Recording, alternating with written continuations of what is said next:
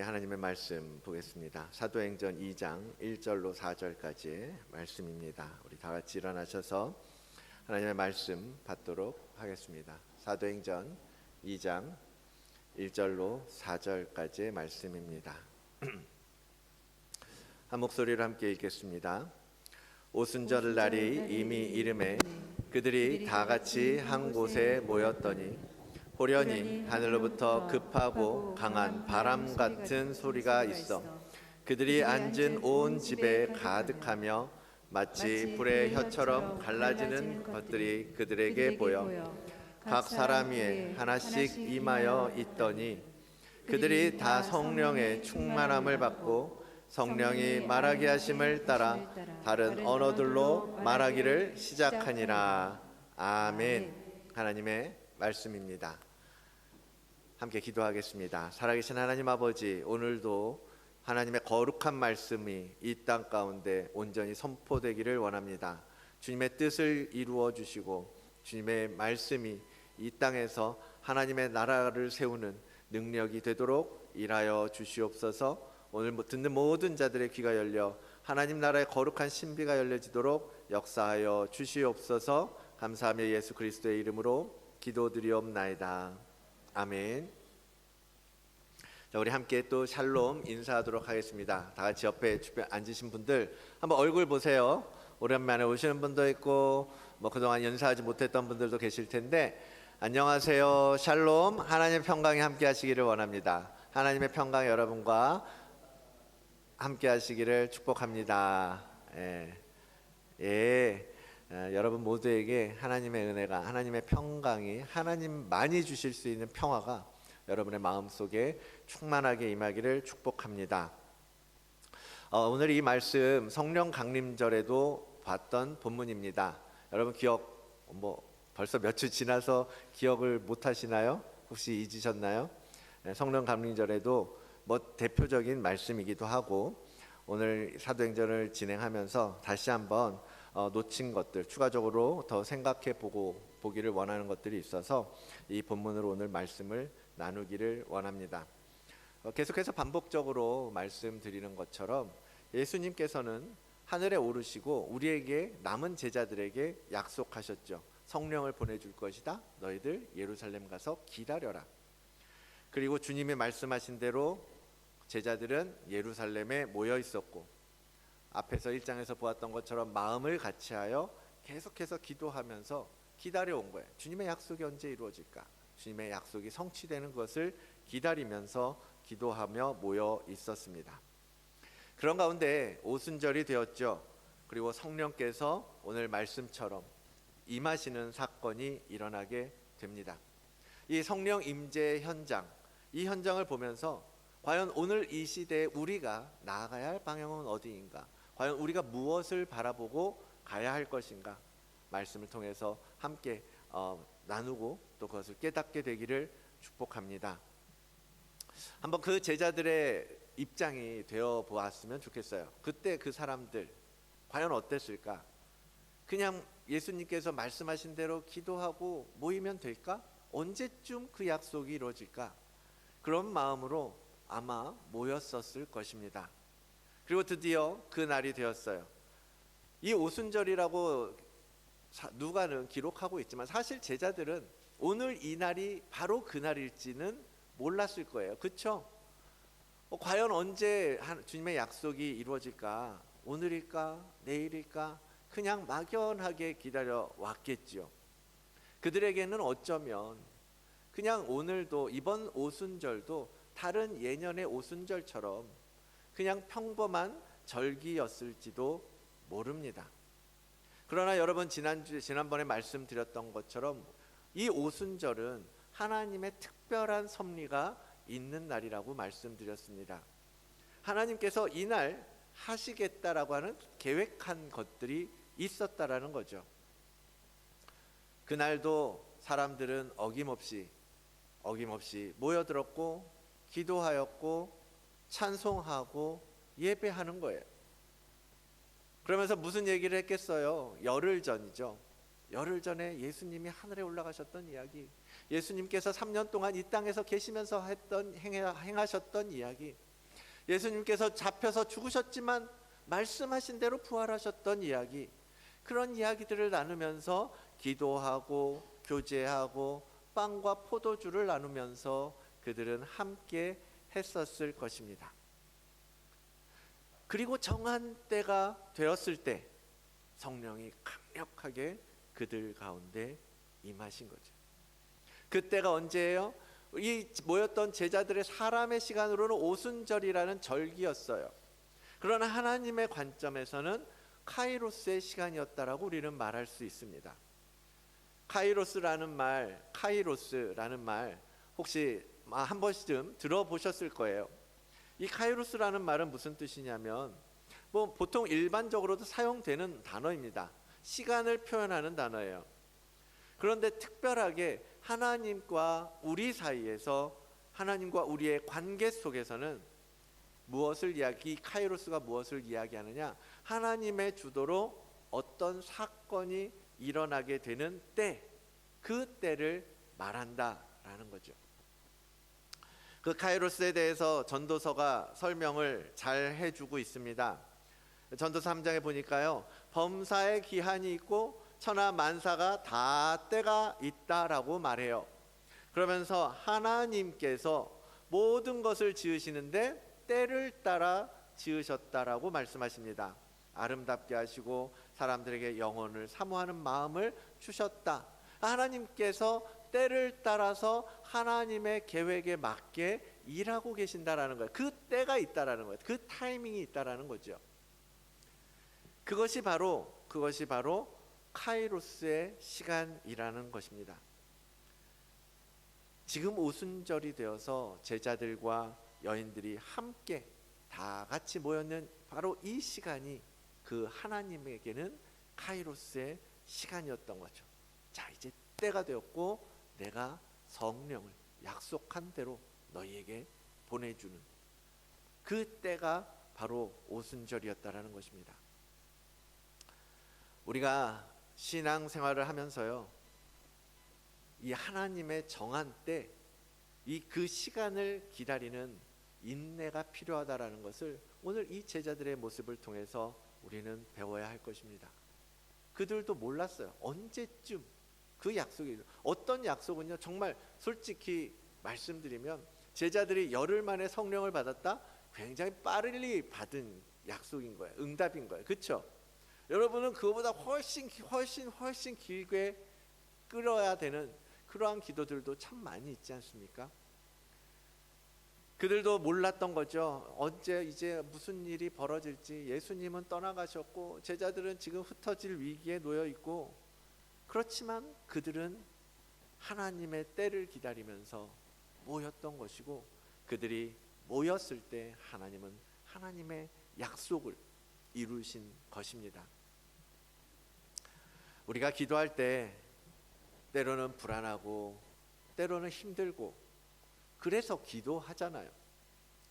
우리가 하나님의 나라와 하나님의 뜻을 위한 기도를 위해서 함께 모이고 기도할 때 말씀드렸던 것처럼 응답되어지는 것 같지 않고 아무런 변화도 없는 것 같고, 이제는 마지막 듀데이트가 바로 코앞에 닥쳐서 어떻게 될지 불안해 죽겠는데 여전히 주님께서 침묵하고 계신다고 느껴질 때가 얼마나 많습니까? 우리가 기도 생활을 하고 신앙 생활을 할 때 그 때를 기다리는 게 참 어렵다라는 거죠. 여러분, 그러나 끝까지 우리가 하나님을 신뢰하는 믿음을 놓지 않으시기를 원합니다.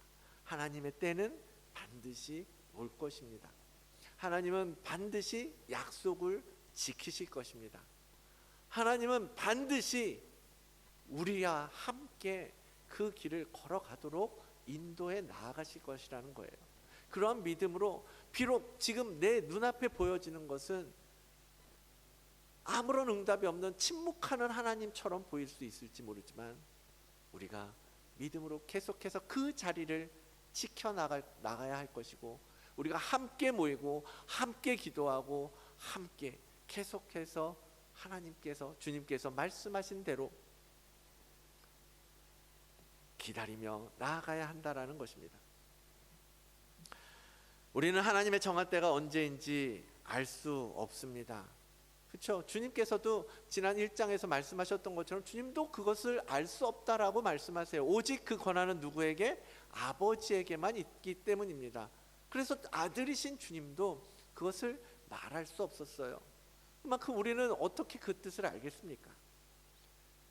그러나 정말 주님 앞에 우리가 무릎 꿇고 그분의 약속을 믿고 기다린다면 하나님은 반드시 일하실 것을 믿으시기를 바랍니다. 그러니까 흔들리지 않고 모여서 기도해야 한다라는 겁니다. 그래서 함께 기도하는 자리가 얼마나 귀한지 모릅니다. 여러분, 기도의 자리에 참여하는 거, 들어가는 거, 기도의 자리로 나아가는 걸요, 여러분 정말 간절한 마음을 가지고, 사모하는 마음을 가지고 한번 참여해 보십시오. 여러분 개인적으로 계속 기도하시잖아요. 개인적인 기도는 집에서 여러분 나름대로 하나님 앞에서 시간을 가지시면 돼요. 그런데 하나님의 나라를 위한 기도, 하나님의 뜻을 구하는 기도, 그러한 기도를 위해서 여러분 기도의 자리로 나아가시라는 겁니다. 선교회를 위한 기도, 전도를 위한 기도, 구제를 위한 기도 많잖아요. 어떤 하나님 나라의 목적을 위한 기도의 자리, 여러분 나아가시라는 겁니다. 이번 주에도 우리 교회에서 익투스 연합 예배가 모여요. 금요일 날 그 기도 모임은요, 선교와 구제, 전도가 목적입니다. 그것을 위해서 기도하자고 모이는 거거든요. 물론 부족한 부분도 많고 서툰 부분도 많지만 여러분 그 하나님의 때를 위해서, 그 때를 바라보면서 하나님의 때를 이루소서 기도하는 거예요. 하나님의 때가 이제는 열려져서 하나님의 일을 이루소서, 하나님의 나라를 완성하소서, 그런 기도를 하는 자리거든요. 그렇게 하나님의 때가 오기를 위해서 기도하는 자리를 여러분 찾아가는 우리 모든 성도님들 되시기를 원합니다. 익투스뿐만 아니라요, 알고 보니까 기도 모임이 참 많더라고요. 여기저기에 많더라고요. 주변 분들이요, 저에게도 기도하자고 초청하는 그런 분들이 많아지셨어요. 특히 목사님들이 많이 이런 기도 모임이 있으니까 오시라고 이렇게 초청하시더라고요. 목사님들이 많이 기도하고 계십니다. 이 땅을 위해서, 시드니를 위해서, 하나님께서 맡기신 사명을 위해서, 건강한 교회를 위해서 많이 기도하고 고민하고, 그리고 같이 기도하자고 부르세요. 목사님들에 대해서 실망도 많고 상처받은 사람도 많고 그러기도 하지만요, 여전히 건강한 영성으로 주님 앞에 서기 위해서 아둥바둥하는 그런 목사님들이 많이 계신다라는 걸 여러분 알아주셨으면 좋겠어요. 그분들이 기도하실 때 그래서 우리가 같이 가는 거예요. 함께 기도하는 거예요. 하나님께서 우리가 모여서 기도하기를 원하시니까. 여러분 두려워하지 말고 기도의 자리로 찾아가시기를 원합니다. 처음엔 낯설고 어색할 수도 있지만 함께 기도할 때 하나님의 영이, 성령께서 오늘 말씀처럼 운행하시고 임하시고 여러분을 충만케 하실 것이기 때문에 그러한 사모함을 가지고 나아가시라는 것입니다. 다시 한번 말씀드리지만 우리가 먼저 해야 할 일은 뭐예요? 하나님의 때를 기다리면서 모이기에 힘쓰고 기도하는 겁니다. 주기도문 할 때 배웠던 것처럼 제일 먼저 뭐예요? 하나님의 이름을 위하여, 하나님의 나라를 위하여, 하나님의 뜻을 위하여 기도해야 한다고 말씀드렸잖아요. 그것을 위해서 기도하는 우리 다드림교회, 그러한 기도하는 교회가 되기를 원합니다. 두 번째로 생각해 볼 부분은요, 하나님께서 그러한 정한 때가 있단 말이에요. 그 때가 되었을 때 우리가 함께 해야 한다라는 거예요. 함께 해야 한다라는 겁니다. 성령님은 그들이 다 같은 곳에, 다 같이 한 곳에 모였을 때 임하셨어요. 여러분 지금 사도행전 2장에서 중요하게 보는 부분이 무엇입니까? 이게 무슨 장면입니까? 교회가 시작되는 장면이거든요. 초대교회, 신약교회가 시작되는 장면이거든요. 하나님께서 이제 사람들이 모여서 기도할 때, 기다릴 때, 하나님 앞에 간절하게 모여 있을 때 이제 때가 되었구나. 내가 보혜사 성령을 보내서 나의 몸된 교회를 세워가야겠구나. 이제는 교회를 통해서 일해야겠구나. 그 시간이 되었음을 하나님께서 말씀하고 계시는 거 아닙니까? 너무나 중요한 때인 거죠. 그때에 하나님은 당신의 백성들이 모이게 하시고 당신의 사랑하는 자녀들이 기도하게 하시고 하나님 앞에 무릎 꿇게 하시고 그렇게 하신 거예요. 그렇게 우리가 모여서 함께 할 때 그곳을 시작점으로 하나님은 삼으셨던 것입니다. 본문을 보니까 그들이 한 곳에 다 같이 모여 있었는데요, 학자들은 그곳을 마가의 다락방이었을 것이다 라고 말합니다. 1장에 보면 그때 그곳에 얼마나 많은 사람들이 모였냐, 약 120명 정도의 성도가 모였을 것이다 라고 봐요. 그들이 자주 모이고 자주 만났던 곳이 그곳이었기 때문입니다. 그래서 그곳에 사람들은 계속해서 모였고 함께 모인 그곳에 성령께서 임하시는데요, 그 표현이 그렇습니다. 그들이 앉은 온 집에 가득했다라고 표현해요. 무엇이 가득했습니까? 성령의 기운이, 성령의 임하심이, 그 급하고 강한 바람 같은 소리라는 건 무엇을 말합니까? 정말 무슨 강한 태풍이 유리창을 흔들고 막 바람 소리가 슉슉 나고 그런 부분도 생각해 볼 수 있지만요, 그보다 더 중요한 건 강력한 그 성령의 영적 기운을 말하는 거거든요. 그러니까 성령이 임하실 때 우리 가슴이 막 뜨거워지는 거예요. 우리가 스스로도 어찌할 줄 모르는 그런 내가 내 몸을 컨트롤할 수 없을 만큼 성령의 기운이 강하게 그곳에 임했다라는 거예요. 그러니까 무슨 일이 생겨요? 다음 주에 보겠지만 방언이 터지고 막 외국어로 막 말하게 됐다라고 기록하고 있거든요. 내 방언은 내 의지로 내가 내 입술을 움직이는 게 아니잖아요. 막 저절로 움직이고 소리가 나는 거예요. 성령께서 우리의 몸을 다스리는 거죠. 그 기운이 그 온 집에 가득하게 임했다. 여러분, 그 집이 결국 무엇이 됩니까? 성령 충만하게 된 그 집은 바로 교회가 됩니다. 그게 교회의 시작인 거예요.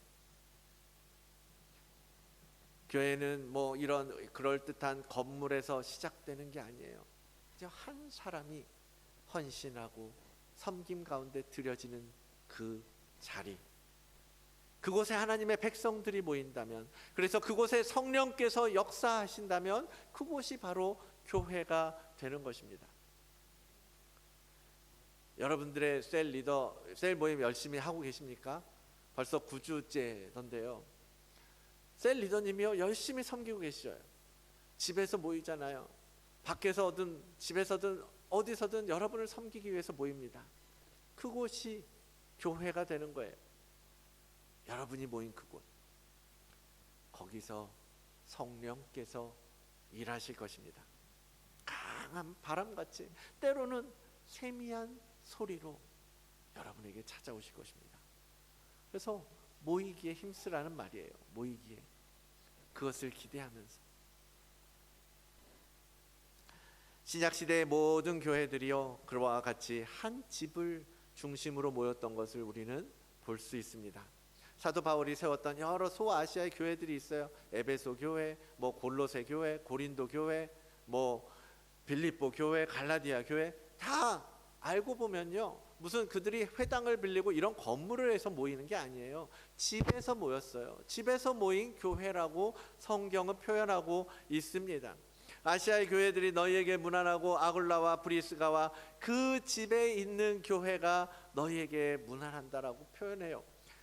라오디게아에 있는 형제들과 눈바와 그 여자의 집에 있는 교회에 문안한다라고 표현하고 있다란 말입니다.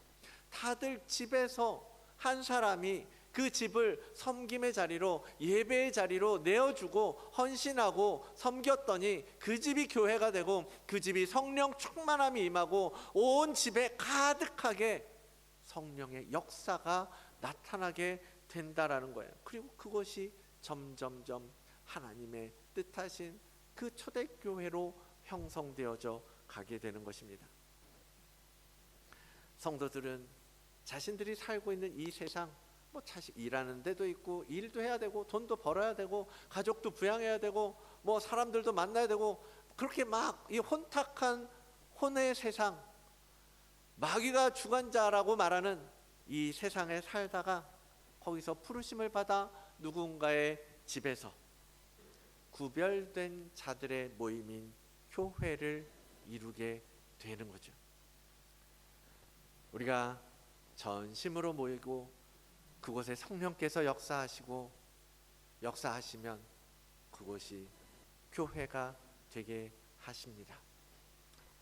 교회의 시작은 성령의 임재에서부터 출발해야 합니다. 이 시대의 많은 교회들, 여러분 생각하기에 목사님들이 개척한다고 당신들의 생각으로 사람의 계획으로 세우는 게 아니에요. 그런 그 교회는 그럴 수가 없습니다. 성령께서 그 한 사람을 움직이고 그 한 사람이 헌신하게 하고 그 한 사람을 통해서 일하시기 때문에 교회가 세워지는 거예요. 그것이 물리적으로 어떤 공간이냐, 어떤 건물이냐, 어떤 모양이냐, 그건 하나님께 중요하지 않다라는 겁니다. 이번 말씀을 준비하면서 그 생각이 났어요. 우리 아내가 저희 아버지를 이제 처음 만났던 날을 이제 아내가 저한테 처음부터 얘기해 왔었거든요. 그날이 생각나더라고요. 저는 호주에 있었기 때문에 아버지하고 이제 우리 아내 될 사람을 만나게 하는데 저는 갈 수가 없는 거죠. 아내가 결혼 전에 이제 아버지를 서울에서 이제 처음 뵙기로 한 거예요. 그때만 해도 아내는 지방에서 생활을 하고 있었기 때문에 이제 서울에 아버지하고 이제 약속을 해가지고 뵙기로 한 거죠. 이제 처음 이제 시아버지 될 사람을 만나는 거거든요. 신랑 될 사람 나도 없이 그냥 두 분이 만나는데, 두 사람은 참 쿨했던 것 같아요. 어디서 만나기로 했냐면 종로 1가에 있는 롯데리아에서 만나기로 했대요. 아버지하고. 되게 쿨해요. 시아버지하고 며느리 될 사람하고. 근데 그 종로 1가 맥도날드가 이제 제일 찾기 쉽고 만나기 쉬운 곳이니까 거기로 정한 거죠. 그래서 두 사람이 만나고 이제 서로 이야기하고 이제 했겠죠. 아버지가 이제 저 사람을 위해서 기도를 해주셨는데요. 여러분, 종로 1가 롯데리아는 어떤 곳이냐면 여기 시드니 시티에 있는 맥도날드 같은 데예요. 그러니까 얼마나 복잡하고 얼마나 시끄럽고 그런 곳이거든요. 애들은 막 들락날락하면 시끄럽게 떠들고 수다 떨고 막 사람들 들고 나고, 거기서 아버지하고 며느리 될 아내하고 딱 앉아서 기도하는 거예요. 두 사람이 처음 만나서, 그래, 내 아들이 너를 선택했으니까 이제 오늘부터 넌 내 딸이야. 아버지가 다 그런 말씀하시면서 아버지가 이제 눈물 흘리면서 거기서 아내를 위해서 축복하면서 기도해 주신 거예요. 그럼 아내도 알잖아요. 아내도 아멘 하면서 함께 같이 울면서 기도를 받아요. 그런 가운데 하나님께서 환상도 보여주시고 그 시끄러운 상황 속에서요, 하나님은 성령께서는 이 두 사람만의 세상으로 끌고 가셨던 거죠. 저 주변에서 아무 그런 것도 상관없이 오직 성령의 이끌리심을 받고 기도하며 하나님의 은혜를 경험하며 새로운 가족이 되어진, 연결이 되어지는 거죠. 남남이었던 두 사람이 그 순간만큼은 그것이 바로 성령이 세우는 그러한 교회가 아니었겠습니까? 여러분, 세일 모임을 하는데요, 어디서 어떻게 어떤 환경에서 무엇을 어떻게 하느냐, 그런 게 중요하지 않아요. 그거보다 더 중요한 건 뭐예요? 성령께서 함께 하시는 모임을 여러분 위해서 기도하셔야 돼요. 준비하셔야 돼요. 기대하시면서 만나셔야 돼요. 그리고 그곳이 집이든 어디든 그곳이 교회가 되도록 여러분 만드십시오.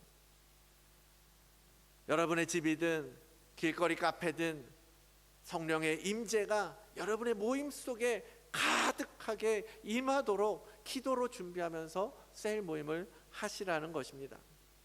그리고 그렇게 셀이 영적으로 충만한 가운데 세워져 가면 여러분, 이 교회가, 오늘 이 예배가 정말 그 누구도 감당하지 못할 성령의 임재가 가득한, 이 교회가 정말 성령의 충만함으로 채워지는 그러한 예배가 될 수 있을 줄 믿습니다.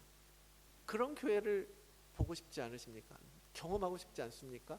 느끼고 싶지 않으십니까? 교회에 들어올 때 그 성령의 강한 바람 소리 같은, 아니면 그 성령의 세미한 음성이 계속해서 우리에게 들려지는, 여러분, 그러한 예배를 우리 만들어 보자고요.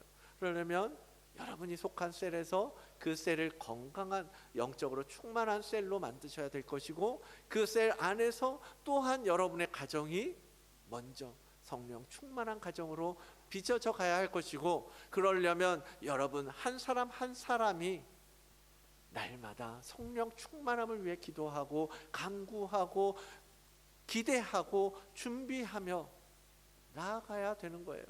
여러분이 시작해야 된다고 누누이 말씀드리지 않습니까?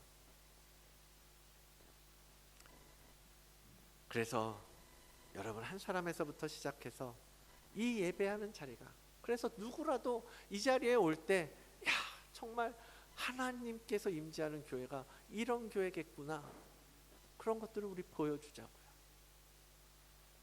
그러한 예배를 만들어 가기를 원합니다. 그래서요, 세 번째로 오늘 본문에서 중요한 포인트가 그건 거예요.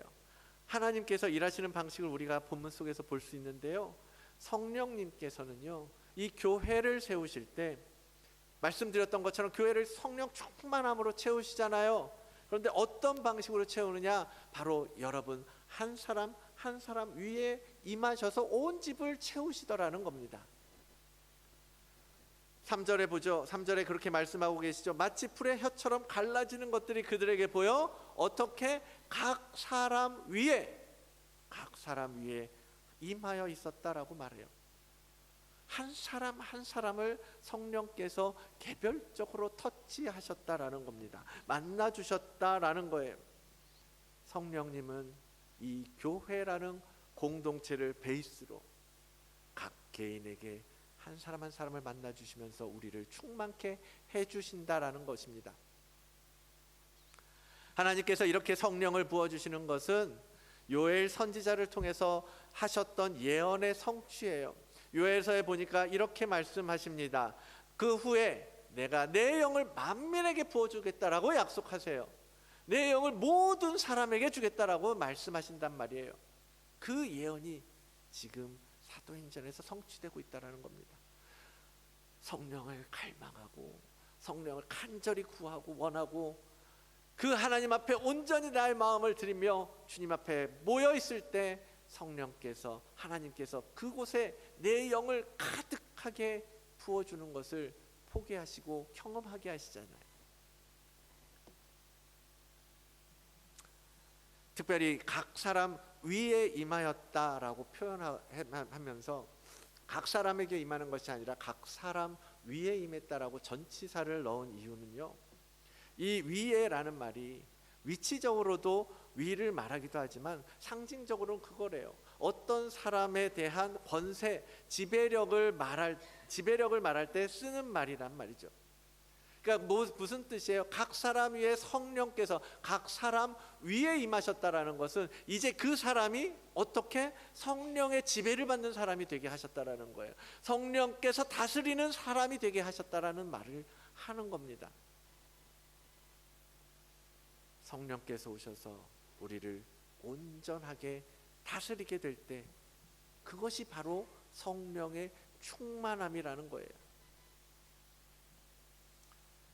이와 같이 성령이 임하시고 우리 위에 부어지고 성령 충만함을 받게 되면요, 이제는 비로소 우리가 성령이 말하게 하시는 것을 말할 수 있게 된다고 되는 것입니다. 무슨 말을 하겠습니까? 성령이 말하게 하시면 어떤 말을 하게 하겠어요? 바로 복음을 이야기할 수밖에 없는 거예요. 예수 그리스도의 이야기를 할 수밖에 없는 거죠. 이제는 그래서 제자들이 어떻게 돼요? 예수 그리스도의 복음을 담대하게 말할 수 있게 되는 거죠. 성령을 받기 전에는 어땠습니까? 그냥 어떤 일이 생길지 몰랐어요. 두려웠어요. 그냥 집에 앉아서 기도할 수밖에 없었어요. 무엇을 해야 할지, 무슨 말을 해야 할지, 무엇을 준비해야 될지 몰랐었단 말이에요. 그런데 성령을 받고 나서 이제 사도행전 2장 이후에 어떤 일들이 벌어집니까? 다 나가서 뭘 얘기해요? 예수 그리스도의 이야기를 하기 시작하는 거예요. 그 위험한 상황 속에서 예수를 믿는 자들은 다 잡혀가고 있는 그 위험한 상황 속에서도 그들은 예수의 이름을 말할 수밖에 없었다.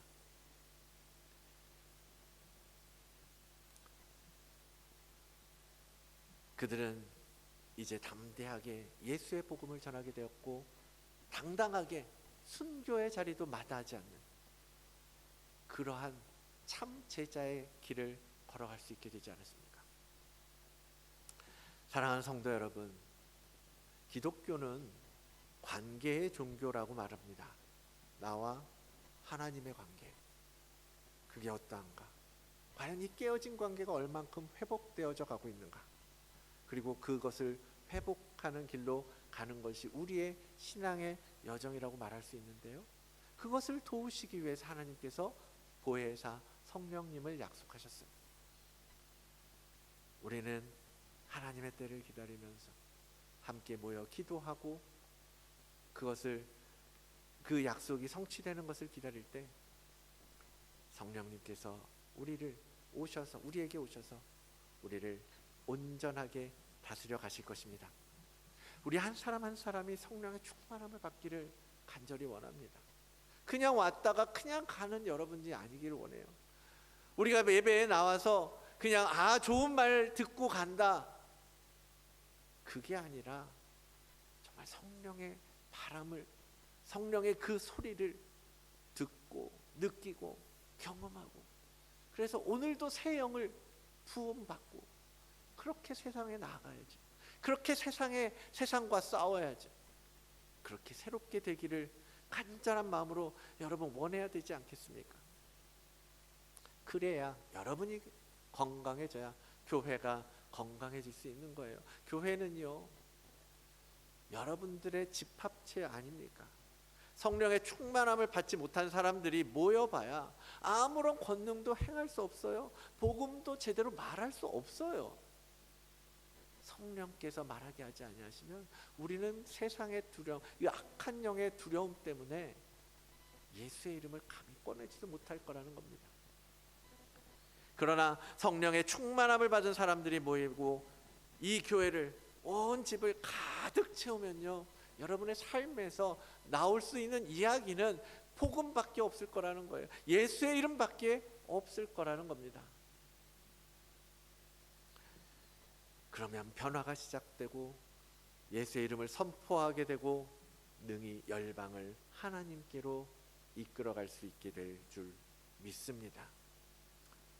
성령 충만함을 받은 베드로가요, 사람들에게 이제 그 성령 충만함을 가지고 복음을 이야기할 때 신도의 수가 3,000이나 더하였다라고 성경은 기록합니다. 성령 충만의 힘이 그런 거예요. 여러분, 한 사람이 성령 충만하게 되는 게 얼마나 중요한지 모릅니다. 구하십시오. 간구하십시오. 갈망하십시오. 찾으십시오. 구하는 자에게 주시겠다라고 말씀하고 계시지 않습니까? 기도하는 자에게 응답하신다고 말씀하고 계시지 않습니까? 너희에게 좋은 것으로 주시겠다라고 약속하고 계시지 않습니까? 여러분, 생떼를 써서라도 하나님 성령 충만하게 해주십시오. 이제는 성령의 기름 부으심이 날마다 나의 삶을 다스려 갈 수 있도록 인도하여 주십시오. 부어 주십시오. 채워 주십시오. 그렇게 간절함으로 나아갈 때 여러분의 집이, 여러분의 셀이, 이 교회가 성령의 충만함으로 채워지게 될 줄로 믿습니다. 이제 그러한 교회를 만들어 가는데 여러분이 초청을 받은 거예요. 여러분에게 오라, 기도해라, 구해라, 내가 주겠다, 내가 너희에게 성령을 보내주겠다 말씀하시지 않습니까? 그 약속이 성취되는 것을 증거하고 증인으로 세워져 가는 여러분 모두가 되시기를 주의 이름으로 축복합니다.